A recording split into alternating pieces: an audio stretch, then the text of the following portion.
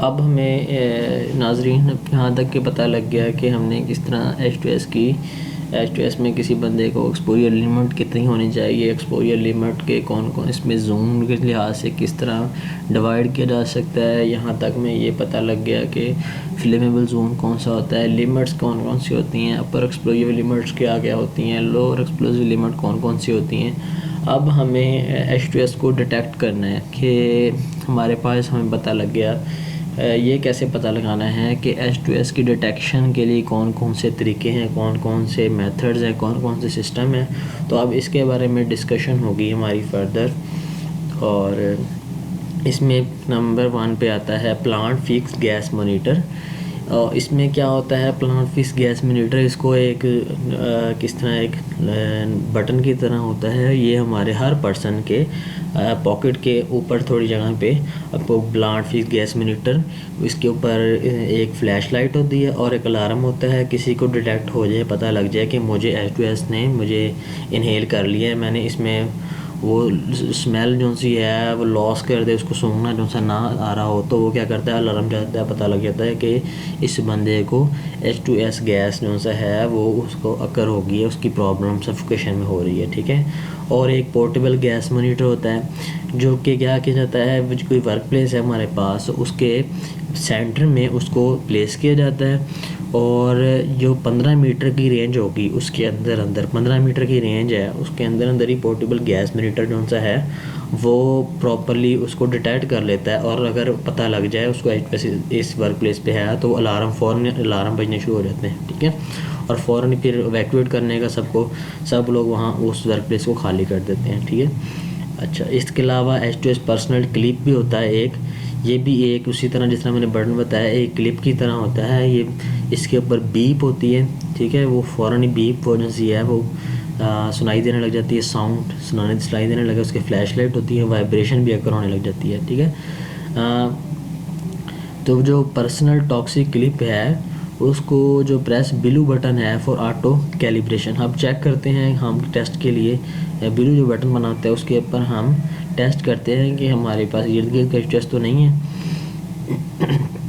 और ये जो से डिटेक्टर्स हैं हमने ये चेक ज़रूर करवाएं, इंश्योर करवाना है कि थर्ड पार्टी सर्टिफाइड हो, कोई एक्सटर्नल बॉडी होगी वो उससे सर्टिफाइड हो, बजाय कि अपने एक अदारे से सर्टिफाइड, अपने पर्सनल किसी से हमारा सर्टिफाइड ना हो। अपनी कंपनी के अंदर हमने ये डिटेक्टर्स, क्योंकि ये जान का मसला है इसलिए हमने ये इंश्योर करना है कि ये थर्ड पार्टी ही सर्टिफाइड हो।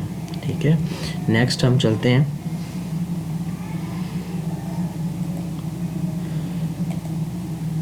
Types of emergency. अब इमरजेंसी किस तरह की हो सकती हैं, 2 तरह की इमरजेंसी हो सकती है, या तो प्लांट पे इमरजेंसी अगर हो सकती है या एक पर्सनल किसी पर्सन वर्कर है हमारा उसकी इमरजेंसी अगर हो सकती है। तो उसको फॉलो करने के लिए अगर H2S अगर होगी है तो एमरजेंसी में कौन कौन से प्रोसीजर्स को हमने अडॉप्ट करना है इस बारे में हम बात करेंगे।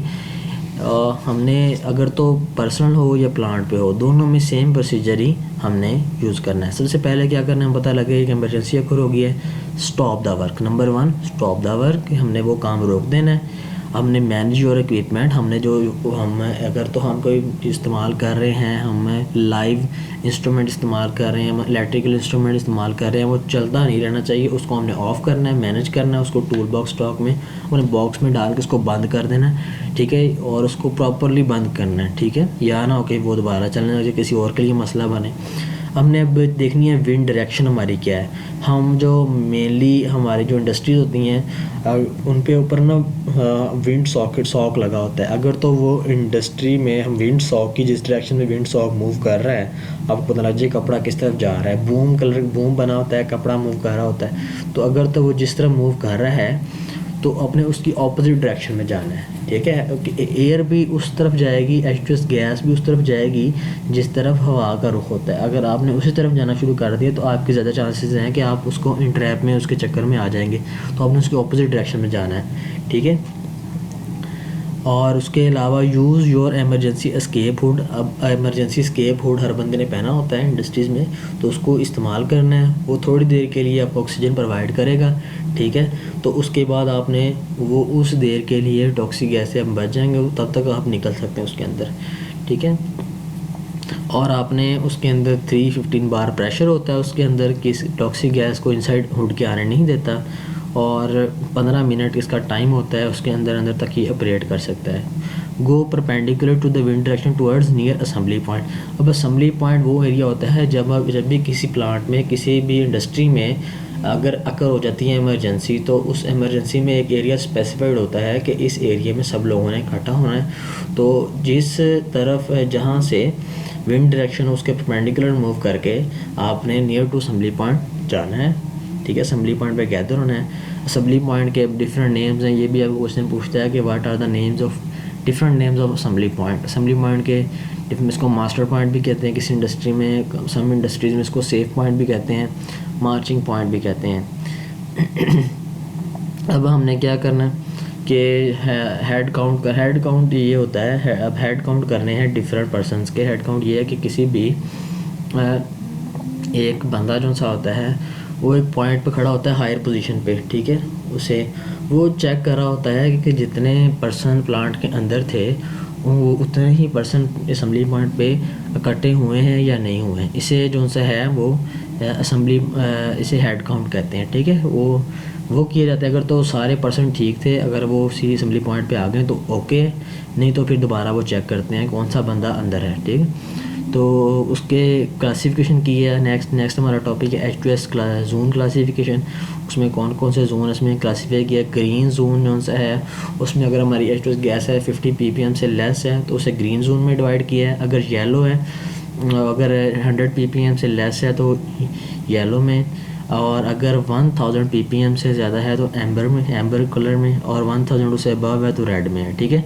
और रेड कलर जो सा है 1000 से जब उससे ऊपर होता है ना तो ऑलमोस्ट डेथ अकर हो जाती है। ये H2S जो गैस है बहुत बहुत बहुत डेंजरस गैस है। अगर 1000 ppm आपका ppm उसकी चले जाए उसकी क्वांटिटी तो आपकी डेथ अकर हो जाती है, ठीक है।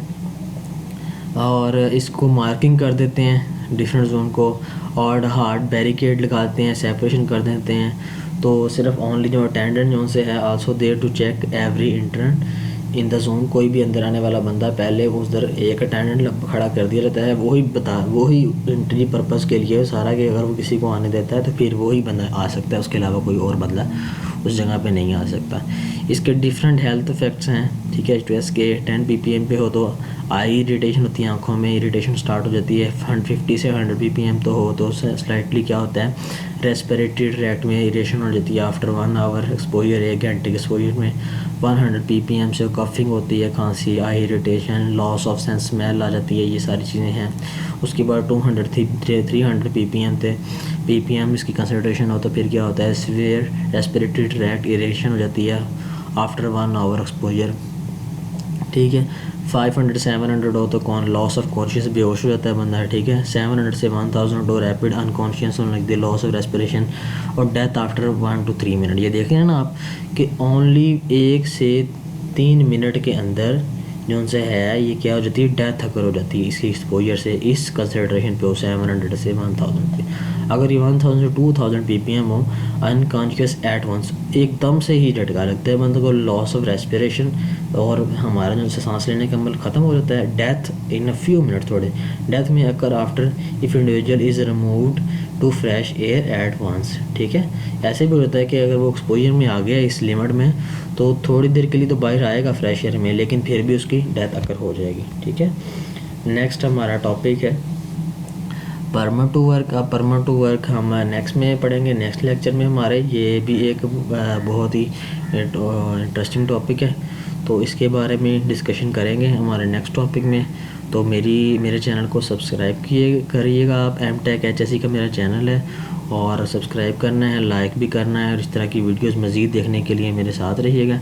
मैं आपको कंप्लीट इंटरव्यू प्रिपरेशन सेशन की तैयारी कराऊंगा, और इसमें बहुत सारे टॉपिक्स हैं, ये आपको बहुत ज़्यादा फ़ायदा देने वाले हैं। शुक्रिया, अल्लाह हाफिज़।